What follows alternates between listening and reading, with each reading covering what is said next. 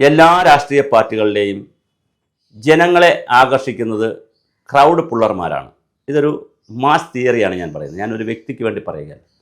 Crowd പുള്ളർമാരാണ് ആകർഷിക്കുന്നത്. ഈ crowd പുള്ളിങ്ങിൽ ആവേശത്തോടെ പ്രസംഗിച്ചാലും ഒരു ഘടകമാണ്. സമാധാനപരമായി പ്രസംഗിക്കുന്ന ഒരു ഘടകമാണ്. വളരെ ശബ്ദം കുറച്ച് പ്രസംഗിക്കുന്നതും ഘടകമാണ്. EMS വലിയ ഷൗട്ട് ചെയ്ത് പ്രസംഗിക്കുന്ന ആളല്ല. അത് കേൾക്കാൻ ജനലക്ഷങ്ങളുണ്ടായിരുന്നു. കണിയാപുരം രാമചന്ദ്രൻ എല്ലാവിധ ഹാസ്യവും പല രൂപത്തിൽ പ്രസംഗിക്കുകയൊക്കെ ചെയ്യുന്ന ആളാണ്. അത് കേൾക്കാനും ആളുകളുണ്ട്. പീതാംബരക്കുറുപ്പ് കോൺഗ്രസ്സിലെ മാസ് പുള്ളറാണ്, ക്രൗഡ് പുള്ളറാണ്, അങ്ങനെ പ്രസംഗിക്കും. അതേസമയം ശാന്തമായി AK ആൻ്റണിയെ പോലുള്ള ശാന്തമായി പ്രസംഗിക്കുന്നവരുടെ പ്രസംഗവും കേൾക്കാൻ ജനങ്ങളുണ്ട്. അപ്പോൾ ജനങ്ങളെ സംബന്ധിച്ചിടത്തോളം സുകുമാർ അഴീക്കോട് രൗദ്രഭാവമല്ല, പക്ഷേ നല്ല പ്രഭാഷകനാണ്. അപ്പോൾ മാസിനെ മൊബിലൈസ് ചെയ്യുക എന്ന് പറയുന്ന ഒരു വളരെ പ്രധാനപ്പെട്ട കാര്യമാണ്. ഒരു നേതാവ് എന്ന് പറയുന്ന ആൾ ക്രൗഡ് പുള്ളറായിരിക്കണം, ഒന്നാമത്തെ വിഷയം. 2, അപ്പോൾ നല്ല പ്രസംഗത്തിൻ്റെ ശൈലിയല്ല ഞാൻ പറയുന്നത്, ജനങ്ങൾ അവരെ ഇഷ്ടപ്പെടണം. 2, അവർ നല്ല സംഘാടകരായിരിക്കണം. 3, ഡൗൺ ടു എർത്ത് ആയിരിക്കണം. 4, മറ്റൊരാളിൻ്റെ സങ്കടവും ദുഃഖവും ഉണ്ടെങ്കിൽ അതിൽ പ്രതികരിക്കുന്നവരായിരിക്കണം.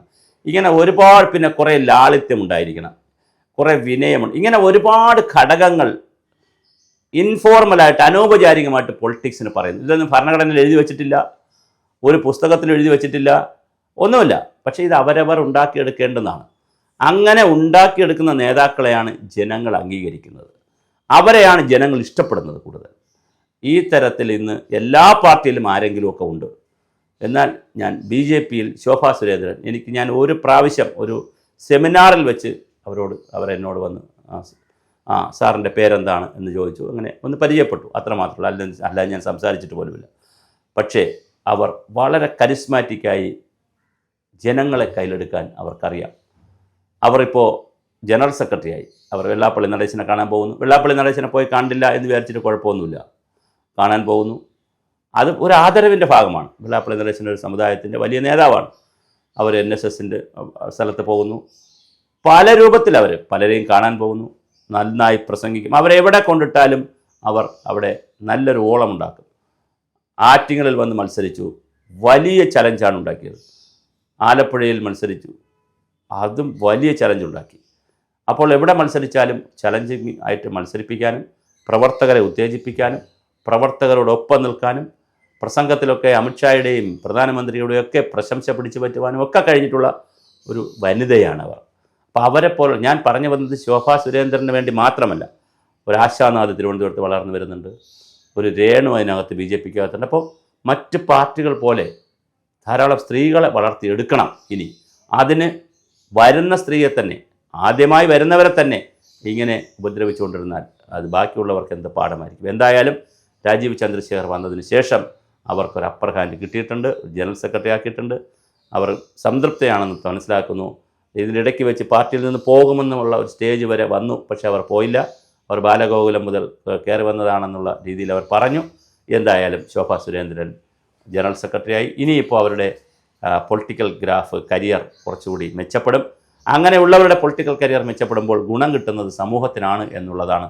അപ്പോൾ മാസ് ക്രൗഡ് പുള്ളറായിട്ടുള്ള ശോഭാ സുരേന്ദ്രനെ പോലെയുള്ളവരെ ഒരു കാരണം, ബാക്കിയുള്ളവർ വളരട്ടെ, ബാക്കിയുള്ളവർ നിൽക്കട്ടെ, ബാക്കിയുള്ള എല്ലാവർക്കും രാഷ്ട്രീയത്തിൽ സ്ഥാനമുണ്ട്. പക്ഷേ ഈ മാസ് ക്രൗഡ് പുള്ളർമാരെയും ജനങ്ങളെ സ്വാധീനിക്കാൻ കഴിയുന്ന കരിസ്മാറ്റിക് ലീഡർമാരെയും മുന്നിൽ നിർത്തിക്കൊണ്ട് മാത്രമേ ഒരു പ്രസ്ഥാനത്തിന് മുന്നോട്ട് പോകാൻ കഴിയൂ. മുന്നിൽ നിർത്തുക എന്ന് പറഞ്ഞാൽ അതിൻ്റെ അർത്ഥം സ്റ്റേറ്റ് പ്രസിഡന്റ് ആക്കുക അല്ലെങ്കിൽ നാഷണൽ പ്രസിഡന്റ്, ആ അർത്ഥത്തിലല്ല ഞാൻ പറഞ്ഞത്. അവർ പക്ഷേ അർഹിക്കുന്ന, അല്ലെങ്കിൽ അവർക്ക് എന്തെങ്കിലും ഒരു പൊസിഷനൊക്കെ കൊടുത്ത് അവരെയും കൂടെ നിർത്തി പോകുന്ന സംവിധാനങ്ങളാണ്. അതിൽ രാജീവ് ചന്ദ്രശേഖർ ഇപ്പോൾ വിജയിച്ചിരിക്കുന്നു. എല്ലാ എതിർപ്പുകളെ ആരെങ്കിലുമൊക്കെ എതിർത്തിട്ടുണ്ടെങ്കിൽ അതിനെല്ലാം വകവയ്ക്കാതെ ശോഭാ സുരേന്ദ്രൻ്റെ ടീമിലേക്ക് ഉൾപ്പെടുത്തിയിരിക്കുന്നു. പ്രധാനപ്പെട്ട ആളായിട്ട് തന്നെ ശോഭാ സുരേന്ദ്രൻ വന്നിട്ടുണ്ട്. അതുപോലെ പ്രധാനപ്പെട്ട ആളായിട്ട് കുറച്ച് ചെറുപ്പമാണെങ്കിൽ, കുറച്ച് ഉള്ളതിൽ ചെറുപ്പമാണ് S. സുരേഷ്. അങ്ങനെ പുതിയ ചെറുപ്പക്കാരെ വളർത്തിക്കൊണ്ടുവരുന്നു.